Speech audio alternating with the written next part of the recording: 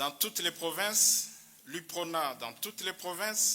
Synthèse des sièges obtenus. Buhumuza, le parti CNDD-FDD a eu la totalité des sièges, 16. Mu ncamake amatora yagenze uko gukurikira. Muri Buhumuza umugambwe CNDD-FDD watsindiye ibibanza byose uko ari 16. I Bujumbura CNDD-FDD yarakukumvye ibibanza byose baronka intebe zose uko ari 23. Muri Burunga naho nyene CNDD-FDD yatsinze impaga ironka ibibanza byose uko ari 17. Mu ntara nshasha ya Butanyerera CNDD-FDD yaronse intebe zose uko ari 23 cyo kimwe no mu ntara ya Gitega aho yaronse intebe zose uko ari 21. Uteranije byose usanga umugambwe CNDD-FDD waronse intebe 100 mu nama nshingamateka. Aha rero hari ikintu twabonye gisaba ubwitonzi. Mugerageje kuraba neza, ubwa mbere murabona ko ibijanye n'igitsina vyubahirijwe. Ubugira kabiri biragaragara ko hari ubusumbane mu bijanye n'ubwoko nk'uko ingingo 169 y'ibwirizwa shingiro hamwe n'108 y'itegeko rigenga amatora zibitomora neza.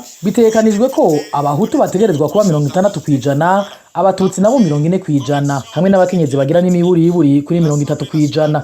Ica abakenyezi nta ngorane giteye kuko ivyo bitigiri vyarubahirijwe ku rwego mbere rushimishije. Ariko uravye ibiharuro dufise biragaragara ko ari ngombwa ko twongeramwo abahutu muco bita cooptation. Ako nakabijya koko n'imboneka rimwe kugira rero dukureho ubwo busumbasumbane mu vy'amoko.